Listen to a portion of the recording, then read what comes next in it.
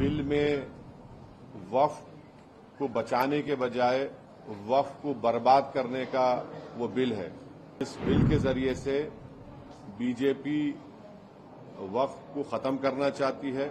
मैं नरेंद्र मोदी को चैलेंज कर रहा हूं, जो वक्फ अमेंडमेंट बिल लेकर आया है वो उसके खतरात क्या है, उसके डेंजर्स क्या है, और उस बिल में वक्फ को बचाने के बजाय वक्फ को बर्बाद करने का वो बिल है।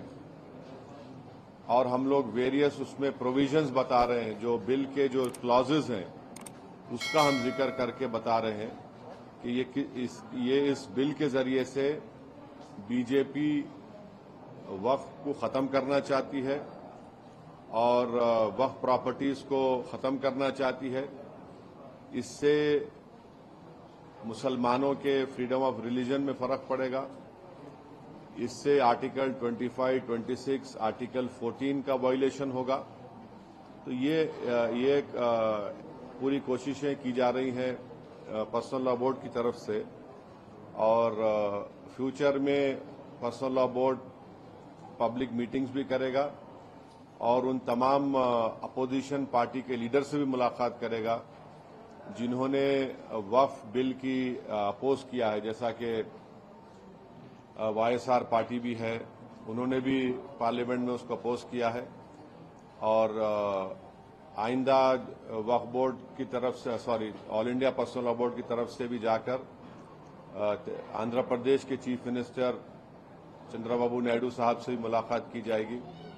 और बिहार में जो all India Muslim personal law board के जो जिम्मेदार लोग हैं वो वहां पर भी जेडीयू के और हमारे चिराग पासवान साहब से भी वो लोग मुलाकात करके इस वक्फ बिल के बारे में बताएंगे।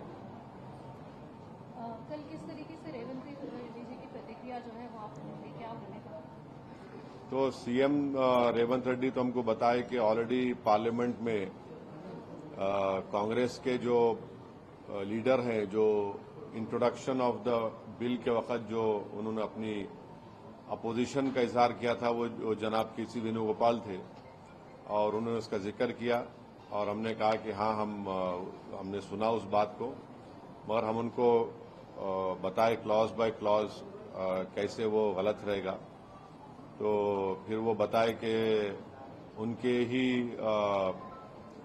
ऑर्डर पर यहाँ पर जो तेलंगाना में एक्स मिनिस्टर और कांग्रेस के जो सीनियर लीडर जनाब शब्बीर अली साहब हैं, उन्होंने भी एक कंसल्टेशन रखा था। तो उन्होंने बोले कि हम पूरा इसको और पढ़ेंगे और उनकी पार्टी की जो सेंट्रल लीडरशिप है उनसे भी बात करके ये तमाम आपके कंसर्न्स उन तक हम पहुंचाएंगे।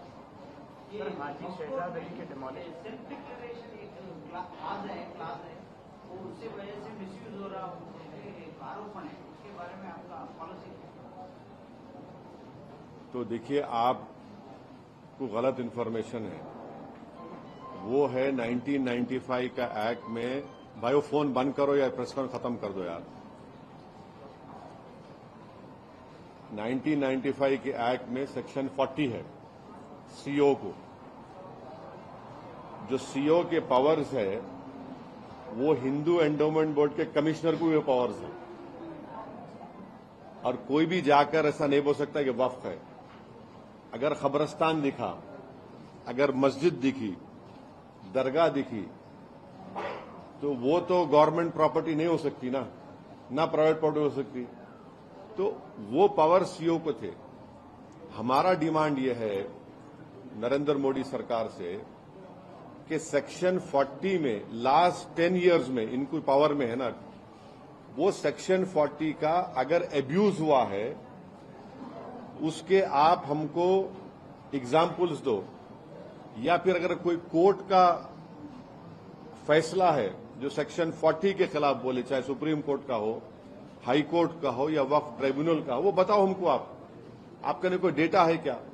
बल्कि सुप्रीम कोर्ट का एक जजमेंट है जिसमें सुप्रीम कोर्ट ने कहा कि सेक्शन 40 का सही इस्तेमाल हुआ और आप आगे बढ़ो। वो जजमेंट याद नहीं आ रहा, मगर रीसेंट जजमेंट है सुप्रीम कोर्ट का वो। अच्छा, जैसे अभी हम बात कर रहे हैं तो वहीं पर दूसरी तरफ से आरोप ये भी लग रहा है कि वक्त की जो जमीन है उसका दूसरे तरीके से भी इस्तेमाल किया जा रहा है, मार्केट बनाए जा रहे हैं। क्या बनाए जा रहे हैं? मार्केट बनाया जा रहा है, उससे जो भी रेंट या जो भी पैसा आता है वो मुसलमानों तक या जो गरीब मुसलमान है वहां तक पहुंच ही नहीं रहा है, तो उसका दुरुपयोग भी किया जा रहा है, ये आरोप लग रहा है। नहीं, देखिए, आरोप लग रहा है, ये सब चीजें हो सकती नहीं हो सकती, मगर सवाल ये है कि इस प्रपोज बिल में सेक्शन 3 एक है जिसमें ये नरेंद्र मोदी की गवर्नमेंट ये बोल रही है कि सेक्शन 3 में अगर किसी वक्फ प्रॉपर्टी पर गवर्नमेंट कब्जा करके बैठी हुई है तो कलेक्टर उसका फैसला करेंगे और कलेक्टर फैसला करने के बाद उसका रेवेन्यू में रिकॉर्ड चेंज होगा और वक्फ बोर्ड को बोला जाएगा कि आपके वक्फ के रिकॉर्ड से इसको निकाल दो। तो सेक्शन 3(r)(c)(1) कुछ है। तो पहले तो यह कि कलेक्टर अपने ही केस में जज नहीं हो सकता, ये प्रिंसिपल्स ऑफ नेचुरल जस्टिस के खिलाफ है। आप कलेक्टर को बोल रहे हैं कि तुम अपना ही फैसले का जज बन जाओ, और मैं आपको बोल रहा हूं कि सच्चर कमेटी के चैप्टर 11 में वक्फ प्रॉपर्टीज का जिक्र है। उस चैप्टर में आप 11.5 बॉक्स को पढ़ो जिसमें 6 स्टेट का जिक्र है जहां पर गवर्नमेंट वक्फ प्रॉपर्टीज के ऊपर कब्जा करके बैठी हुई है, जिसमें दिल्ली के 200 प्रॉपर्टीज पर कब्जा करके बैठे हुए हैं। तो अब ये सेक्शन अगर रहेगा तो इसकी वजह से कोई भी कलेक्टर ये बोल देगा कि गवर्नमेंट प्रॉपर्टी है, और कौन सा कलेक्टर गवर्नमेंट के खिलाफ फैसला देगा बताओ आप? कौन सा कलेक्टर देगा? और तीसरी बात यह है कि सुप्रीम कोर्ट के कई जजमेंट्स है जहां पर सुप्रीम कोर्ट ने कहा कि कलेक्टर और रेवेन्यू किसी को टाइटल बेस्टो नहीं कर सकते। तो अब रेंट का आप बोल रहे ना, यकीनन रेंट बढ़ना चाहिए। तो सच्चर कमेटी में एक रिकमेंडेशन था कि पब्लिक प्रेमिसेस एविक्शन एक्ट वक्फ पे लागू करो, वक्फ बोर्ड पे। आप लागू नहीं कर रहे हैं, आप लागू कर दो ना भाई, उसको दे दो आप। और इसी आपके सवाल से रिलेटेड एक बात है कि जैसा हिंदू एंडोमेंट बोर्ड को समरी इविक्शन पावर्स है, कमिश्नर ऑफ एंडोमेंट को, असिस्टेंट कमिश्नर को, वो स्टेट वक्फ बोर्ड को नहीं है। आप समरी इविक्शन पावर्स दो हमारे को, ताकि एनक्रोचमेंट निकाल सकें, ताकि जो किराया नहीं दे सका उन पर एक्शन ले सकें, या कम किराया दे रहा है। अच्छा, आप किराया नहीं देने की आप बात कर रहे हैं। मेरी एक स्पीच है 2013 की पार्लियामेंट में, जब ये 2013 का बिल आया।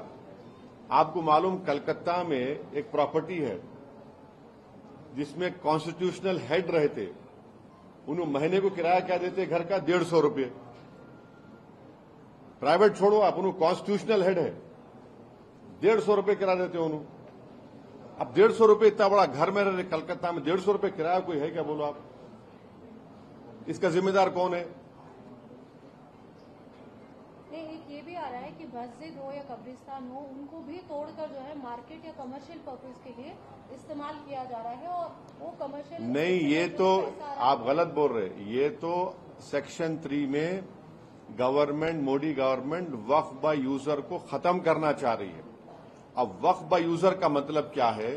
जैसा हिंदू धर्म में बाय कस्टम एंड यूसेज आप उसको मंदिर घोषित करते, बाय कस्टम एंड यूसेज, वैसे ही मुसलमानों में वक्फ बाय यूजर उस वक्त जब मस्जिद में जाकर मैं नमाज पढ़ रहा हूं, वक्फ बाय यूजर हो गई। दरगाह में जाकर कोई जा रहा है, वो वक्फ बाय यूजर हो गया। किसी एक सूफी की खानखा है, वहां पर जिक्र की महफिल हो रही, वक्फ बाय यूजर हो गया। खबरस्तान है, वो वक्फ बाय यूजर है, वो एक्ट है, सेक्शन 95 में एक्ट है। Modi government Waqf by user को निकालना चाह रही है। क्यों निकालना चाह रहे हैं भाई वक्फ बाय यूजर को आप? जब आप हिंदू धर्म में बाय कस्टम एंड यूसेज ये बोल रहे हैं कि it is a endowment property, वैसे ही आप इस्लाम में वक्फ बाय यूजर का मतलब यह कि वो मस्जिद मेरी है। आप वो इसलिए निकालना चाह रहे ताकि कल जितने यतीम खाने हैं ऑर्फनेज है, कब्रस्तान है, मस्जिद है, दरगाह के तहत जो जमीनें हैं, उन सब को आप बोलेंगे वक्फ बाय यूजर नहीं है, ये वक्फ प्रॉपर्टी नहीं है, इसलिए हम उसका गवर्नमेंट प्रॉपर्टी बोल के कब्जा कर लेंगे। ये सेक्शन 3 का वक्फ बाय यूजर निकालने का तरीका एक ही है। ये पूरा मस्जिदों को छीन लो मुसलमानों से, दरगाहों को छीन लो, कब्रस्तान को छीन लो, और दरगाह खानखा के तहत जो जमीनात एग्रीकल्चर लैंड पूरों को छीन लो। ये असल मकसद है। और आपको एक और एग्जाम्पल दे रहा हूं, 1965 में मथुरा में कृष्ण जन्मस्थान है। 1965 में यूपी सुन्नी वक्फ बोर्ड के कंसेंट से मुसलमान और कृष्ण जन्मस्थान के लोगों में एग्रीमेंट हुआ। एग्रीमेंट यह हुआ कि जो मुसलमानों की वक्फ की प्रॉपर्टी थी उसको 8 एकड़ हम कृष्ण जन्मस्थान को देंगे सुन्नी वक्फ बोर्ड के परमिशन से। वो इशू कोर्ट में क्लोज हो गया। अब 2023 में फिर केस हो गया उसके ऊपर। तो अब वक्फ बाय यूजर आप निकाल लेंगे तो आप बोलेंगे नहीं, ये है ही नहीं मुसलमानों का। समझे मेरी बात को आप। और गवर्नमेंट क्या बोल रही कि अब रजिस्टर करना है, अगर ये 2024 का एक्ट बनेगा उसको अब जितने प्रॉपर्टीज को जितने वक्फ है उसको रजिस्टर करना है। कैसा रजिस्टर करेंगे? बोल रहे कि आप डीड्स लेकर आओ। अब मक्का मस्जिद है, मक्का मस्जिद की डीड कहां है बताओ आप मेरे को। हैदराबाद में 400 साल पुरानी मक्का मस्जिद की डीड कहां रहेंगी बोलो आप। दरगाह यूसुफैन है, 400 साल की है, कहां से डीड लाएंगे बताओ आप। बाबा शरफुद्दीन की दरगाह है, वो तो 600 साल पुरानी है, कहां से डीड लाएंगे बताओ आप। चार मीनार के सामने एक मस्जिद है, अंदर नहीं, उसकी डीड कहां से लाएंगे। अब डीड लाने का आपके पास जवाब क्या है। अब डीड नहीं लाए तो बोलेंगे नहीं आपके लिए डीड नहीं है, रजिस्टर नहीं होंगी ये। अब रजिस्टर नहीं होंगी बोलते फिर गवर्नमेंट कब्जा कर लेंगे उसका। हिंदू धर्म में कस्टम एंड यूसेज की बुनियाद पर होता पूरा। और एक बात समझिए आप लोग, देश को भी समझने की जरूरत है, खासतौर से हमारे हिंदू धर्म के भाई बहनों को, कि वक्फ प्रॉपर्टी पब्लिक प्रॉपर्टी नहीं है, प्राइवेट प्रॉपर्टी है। गवर्नमेंट नहीं दी हमको ये हमारे मुसलमान वक्फ कर दिए, जैसा बोलते ना दान दिए, दान दे दिए उसको। वो प्राइवेट प्रॉपर्टी है, पब्लिक प्रॉपर्टी नहीं है वो। आप पब्लिक प्रॉपर्टी कैसे ट्रीट कर रहे हो उसको? प्राइवेट प्रॉपर्टी है वो। ठीक है, आप रेगुलेट करिए, मदद करिए। और ये जो गवर्नमेंट बोल रही ना, हिंदू एंडोमेंट बोर्ड को, हर हिंदू एंडोमेंट बोर्ड को ग्रांट मिलता, जैसे आंध्र प्रदेश में शायद 500 करोड़ रुपए दिए। यहां वक्फ बोर्ड को क्या ग्रांट दे रहे बताओ। पूरे इंडिया में 32 वक्फ बोर्ड्स है। कौन सी स्टेट गवर्नमेंट वक्फ बोर्ड को ग्रांट दी बताओ आप। एक पैसे का ग्रांट नहीं देते आप, ग्रांट ही नहीं है। और फिर ऊपर से क्या कर रहे हैं आपके जो उसमें क्या कर रहे हैं आप, सेंट्रल वक्फ बोर्ड सेक्शन 19 है और स्टेट वक्फ बोर्ड जो है वो सेक्शन 14 में आता, 95 एक्ट में।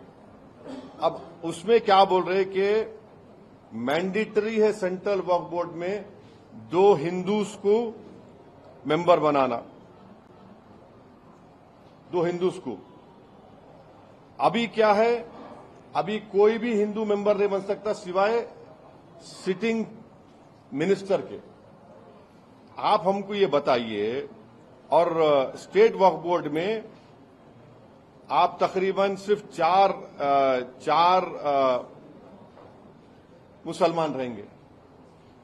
अब गवर्नमेंट का प्रपोजल क्या है कि स्टेट वक्फ बोर्ड में जो मेंबर्स बनते, एक मुतवल्ली कैटेगरी का इलेक्शन होता, एमएलए कैटेगरी का इलेक्शन होता, एमपी कैटेगरी का इलेक्शन होता और जुडिशरी का, बार काउंसिल का, ये 4 इलेक्शन होते। अब गवर्नमेंट, मोदी गवर्नमेंट क्या बोल रही, इलेक्शन नहीं, हम नॉमिनेट करेंगे।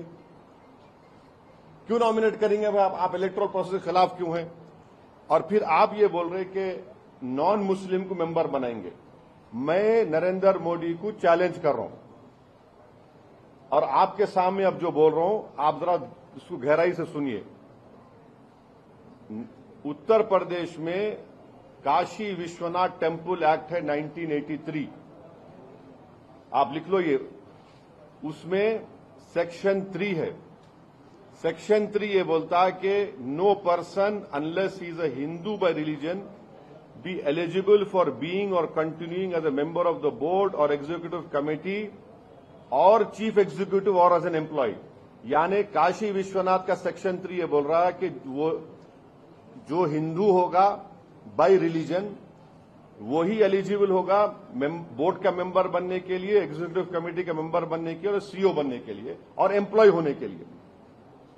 फिर आप वही काशी विश्वनाथ टेम्पल एक्ट 1983 में सेक्शन 6(3) देखो आप, जिसमें यह बोला गया है कि where a member of the board can not perform his duties as such by reason of the fact that is not a Hindu, the person available next below him in this behalf shall be a member of the board. यानी अगर कोई member अपनी duties को निभा नहीं सकता इसलिए कि हिंदू नहीं है तो किसी और को हिंदू को बनाया जाए।